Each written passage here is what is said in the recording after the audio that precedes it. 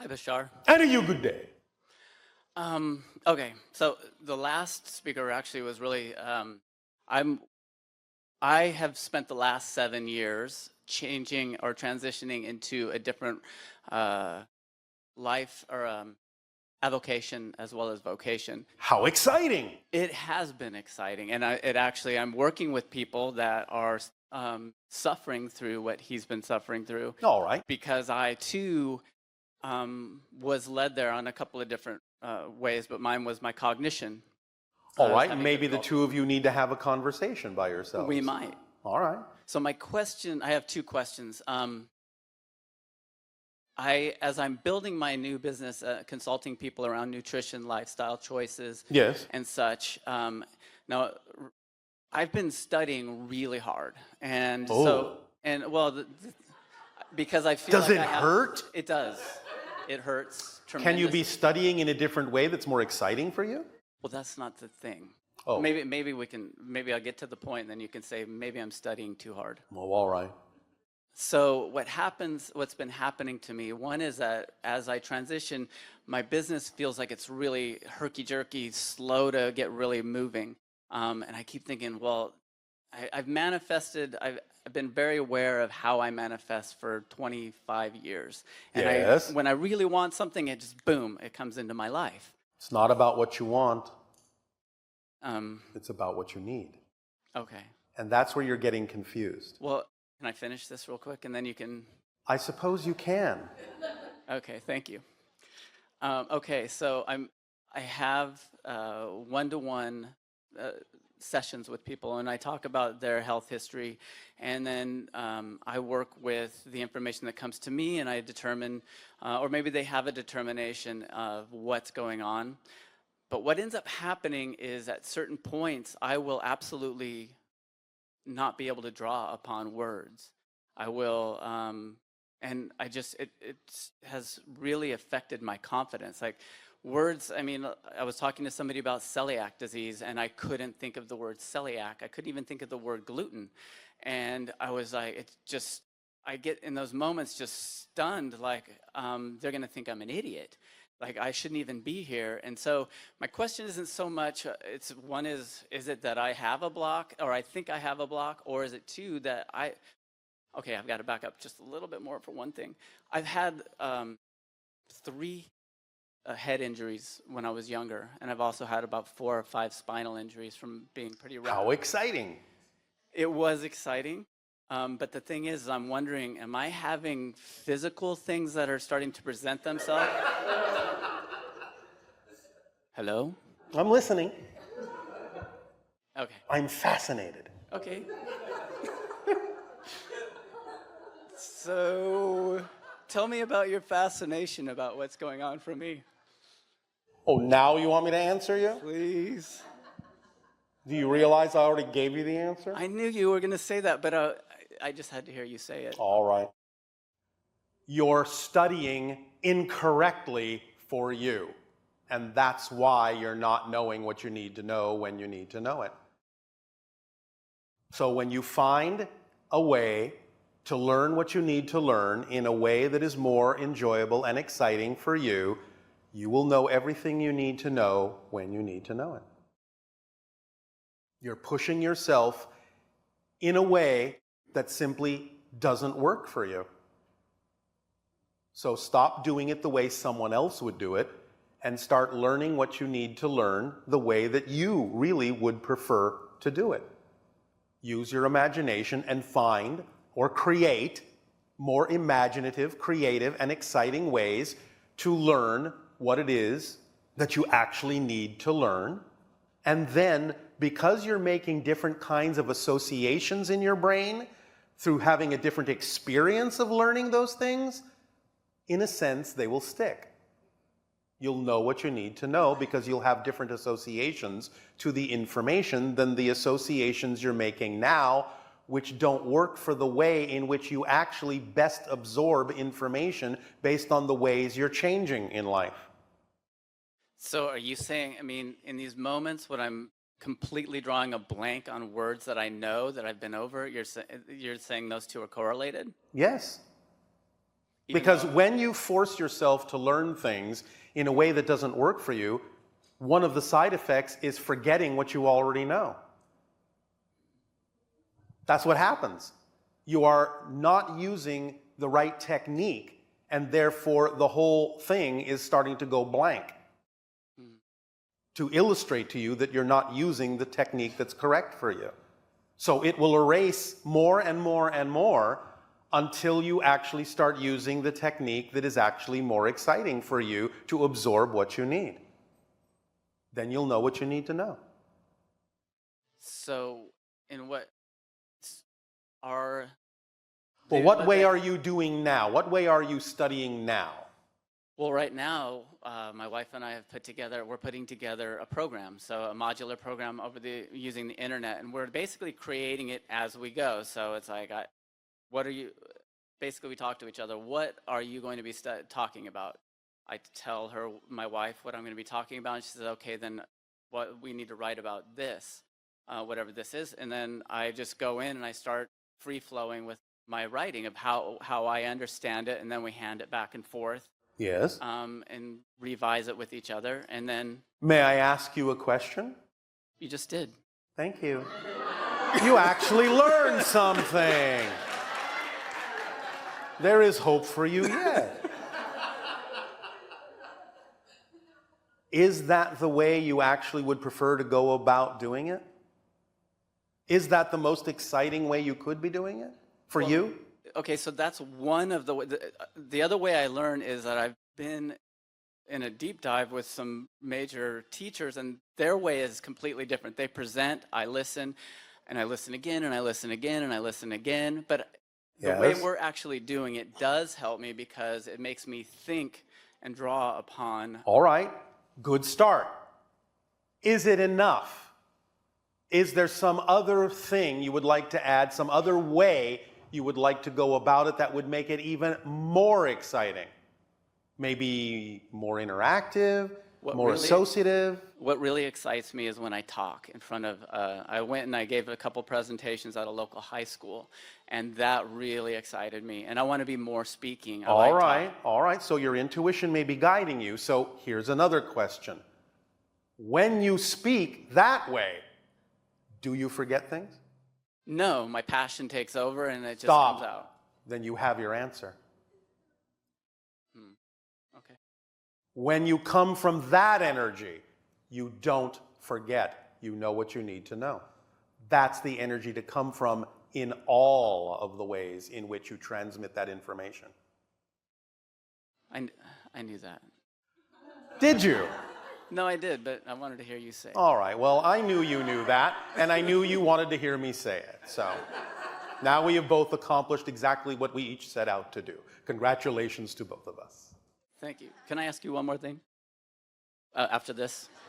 After that? Okay, so one of the passions that I've been kind of kindling or putting on the back burner and wanting to pursue is astral travel. And I'm just wanting to know, as far as, do you have any suggestions in terms of really, I mean, I've got books that I'm reading and such, but do you have any? Right now, I would suggest you keep your feet on the ground. You get more used to using the energy that you use in all areas of your life that you use when you speak. And we'll see what happens. Okay. Thank you. Thank you, Bashar.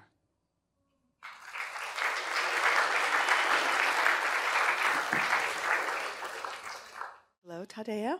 Nania. We have a little more time before the Ustream questions, unless... Are you sure? It depends on what you say. What does it say on your clock? 3:25. I see. And how many Ustream questions do you have? Well, there's always a lot, but we select, some of the ones that are most relevant, I suppose. Would you like to answer some now? Let's see what you have found. Okay. The first is DNA an interface between the soul level and the physical level? Yes. Okay. Would you like to expand on that? Physically speaking, DNA is what you actually are as a physical being. DNA has simply surrounded itself with a vehicle so it can move around. I guess I could kind of almost visually see that idea of every person looks like three strands of DNA. Well, 2 at least. Yeah. 3 if you are going through the transformation process to a certain point. Yes, eventually. But yes, that's the idea. You can think of yourselves physiologically as a little strand of DNA that has stretched out and is wearing a suit to move around in. Do you see us as strands of DNA? I do. What do we look like? Cocoon? Twisted.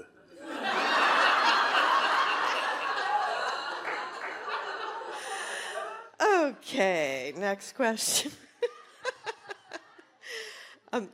That's really good. That's cool. How long after death does it take for the body and the soul connection to separate? After death?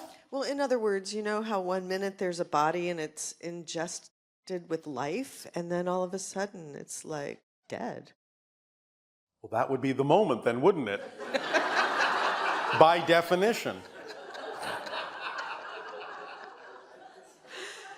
You think that in some way, shape, or form the soul lingers in the dead body? Otherwise, then if that happened, the body wouldn't be dead, would it? Well, what about people like that are, you know, like aren't really dead, but you think they're dead? Didn't that happen like in the olden days? Well, thinking they're dead and being dead are 2 different things. But you know, like, what is You the are not sim- seeing the signs of life doesn't mean there isn't life, Right, but it also means they're not dead. right. So, when they are dead, then they are dead. So like brain, like brain dead or... Yes, now that doesn't mean, now, all right, you understand I'm speaking very colloquially, very linearly here, Okay. because as we have said, in reality, the soul is not in the body. The body is more accurately in the soul or in the consciousness. Nevertheless, from your point of view, the soul can appear to leave the body. The body can be, quote unquote, clinically dead, brain dead. The soul can come back up to a certain point, reanimate the body, can also perhaps even change the body to reanimate it, can also, of course, shift into a parallel reality and animate a similar body, thinking that it's still in the same reality, but it's not. You understand? Yes. So there are many ways to look at this idea, but fundamentally, to answer the question you asked in the way that it was asked, the idea is that in your terms, the soul separates instantly, and that is what death is. So like, you know, when animals are like eaten by other animals, Yes? what happens there? Does nature provide an experience that doesn't necessarily have to be very painful? Yes. Even though it looks painful? More Because- often than not, yes, the idea of what you call the consciousness or the soul has already detached, and what you're experiencing is a reaction of the body consciousness. The remnant of the consciousness that has formed what you would call energy patterns within the body that will still react as if it's fully conscious, but it's not. It's like an echo of consciousness. That is comforting, you know, to some degree, although it seems like in some cases the consciousness is still present. I said more often than Than not. not, yeah. There might always be a reason why it might happen otherwise. But again, like anything, you have to examine it on a case-by-case basis to see why that might have happened that way. So that like ties into near-death experiences are the ones Yes. where people are dead like for 20 minutes Yes. and then they reanimate into the body. Yes, I was just thinking they probably come back and rearrange their DNA. sometimes, yes. 'Cause every Sometimes time- it's not necessary. But isn't it that every time we have a thought, that rearranges your DNA? It rearranges certain things. It doesn't always rearrange everything. But when you say rearrange, Or- we are still literally talking about the idea that it's a completely new set of DNA. Right. But it might still look like the same pattern that was there before. Yeah, So you may not notice a rearrangement. Right, because for the longest time it seemed they thought that DNA was fixed, and then they started to realize that No, it's not at it's all. not, No, no, no. and that your thoughts and your beliefs are representing your DNA, or they, Well, in some ways, but again, you still have the personality construct. And remember, what's being rewired and rearranged more frequently are the neural pathways in the body, more than the DNA itself. Because again, the DNA being physically you may have this so-called environmental suit around it that you call the body, and the neurological pathways can change to give the DNA a different experience of the idea of physical reality, but the DNA itself doesn't necessarily have to rearrange to know that it is a different DNA, because it's enough that it knows it's a different DNA in a different parallel reality to experience the effect of difference without necessarily having to actually create a physical, observable rearrangement of the molecules. so like when you observe us, does our DNA appear to be stable, or does it appear to be changing? It appears to have continuity and be stable unless there is a reason for it to actually physiologically change its form. Here's what we're saying. You know, we've already talked about the idea that billions of times a second, you're shifting from one parallel reality to another, yes? Right, That means there's a different frequency for each parallel reality, yes? right. So sometimes it's enough of a difference that the same arrangement of DNA is now processing a different frequency of reality for there to be a different effect. The DNA itself doesn't necessarily have to take a different configuration to create a different effect because it's already working with a different frequency of reality. Does that make sense? Yes. Now, in some cases, it might be necessary for the DNA to say, all right, I'm working with a frequency of reality here that would be more efficiently processed if I actually did make a rearrangement of my molecular structure. And in those cases, yes, it will change its structure. But that's not always necessary, is all we're saying, because it's already dealing with a different vibrational reality, and therefore the effect will be different even if the molecular arrangement is the same.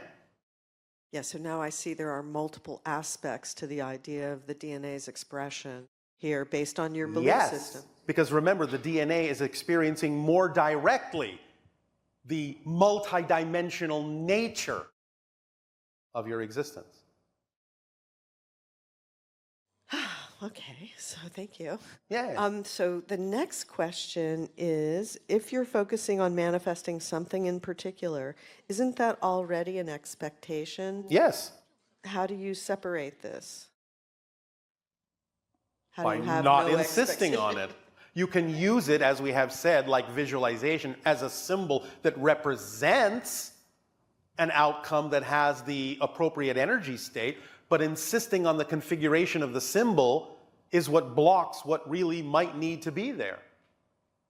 If it's going to be that symbol, then it's going to be that symbol anyway. So why need to insist on it? Just be open to it being a symbol, and if it needs to actually look like that, it will. But if it actually needs to look like something else, let it, because the something else is going to be more representative of what you need. I was thinking how sometimes if you get fixated on a particular expression or a goal, Yes. and you keep in your mind repeat, oh, I want this to happen, I want this to happen, I want, you're refocusing on it over and over and over. And then there's another technique where people think of what they would like it to look like and then let it go. Just Yes. let it go and then just follow your excitement Yes. at that point. So obviously the second way of doing it is going to be more effective than the one that you're repeating it Yes. over and over again as if the universe hasn't heard you the first time. Correct. And remember that just as you did automatically, when people do that, they're doing exactly what you said. I want, I want, I want, I want. Not I need, I want, which only creates a state of wanting, which is not the same as having. Yeah, and probably, probably the universe gets a little annoyed at hearing it over and over. No. No, it just creates a repetitive reverberation in a sense Yes. of It creates a wanting reinforcing something echo. to look like that. It creates a reinforcing echo of wanting, which only amplifies the state of wanting, not being, not having. But yet, if that's your permission slip that says it's okay to have a repetitive state where you envision the goal and you see it that way, but you're not I guess, married to it, or you're not. It's possible it can be a permission slip in that structure for some people, but based on the general consensus reality that most of you have agreed to, it doesn't usually work that way for most of you. That's just an observation. It's not a rule. It's just a statistic. Okay. And then this one says, while imagining and manifesting something, will it accelerate the manifestation by telling yourself, this imagined scenario is real? Depends. Depends Again. on so many different things. The belief systems of the Right. person, all sorts of factors. Who else it might infect, who else might be evolved in that situation. It depends on many, many factors. So if you're coming from an ego state, you're instantly believing that the situation is real, right? The ego's job is Is to to say, allow you "This to is real." say the situation that you're experiencing is real. real. Not necessarily that something you're not experiencing yet is real. Right. And then there's a way of introducing to that scenario the thought that this is not real. You do that by remembering that you're reinforcing something that's not real by telling yourself it is. That's the paradox. And if you start believing that things are not real, will you eventually like go crazy or something? Again, it depends. But the idea is, it's not about taking it so far that you start saying everything is not real in a way that's not practical for you, because you're obviously saying that you're really experiencing this reality, but then you refuse to acknowledge that you're the one making it real, so everything becomes unreal, and then, as you say, you are looked at as crazy. It's a balancing act that allows you to use the understanding and use the knowledge that you're the one that's making it real to make it unreal enough to allow it to change in a way that is more in alignment with what you prefer to be real without insistence. That's brilliant, Bashar. Well, I had nothing to do with it. It's just the way things are structured. God, it's really interesting because there's such a grounded way of working with the concept that it's not real. Yes. That isn't like airy-fairy kind of, oh, woo-woo thinking, you know. It's Woo-woo.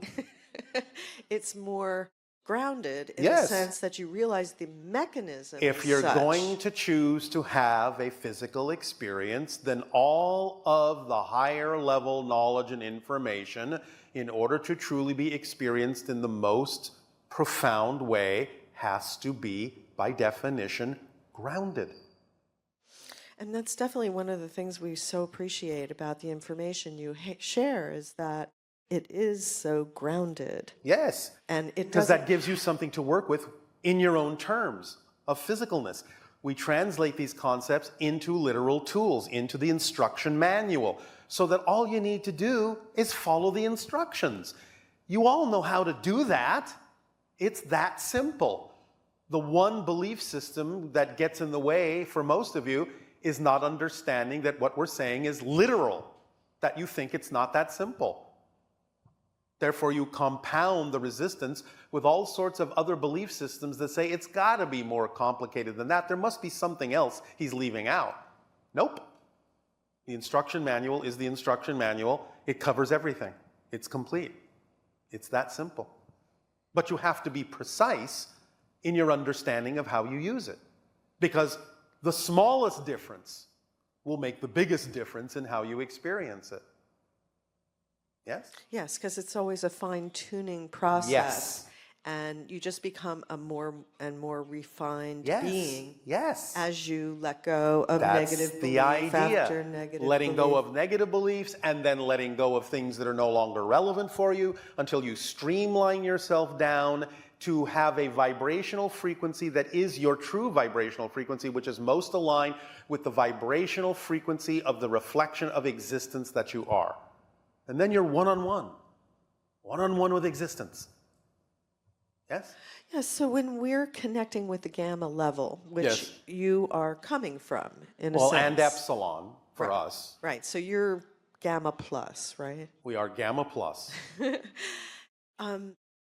So one of the things we're learning how to do is integrate being in the ego state while simultaneously enjoying the connection to our gamma level. Yes. Is that Well, yes. accurate in a sense of what's happening with what you're sharing with us? Yes.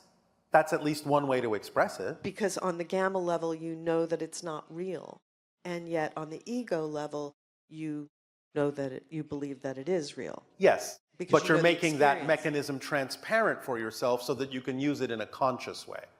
It's not about giving up the idea that nothing is real. It's about realizing that you're creating the reality and therefore you can make it real or unreal according to the vibration that represents your blended, balanced state. It's a conscious use. It's a conscious way to use the mechanism of manifestation. It is time for you to take a break. Okay. We will resume transmission shortly.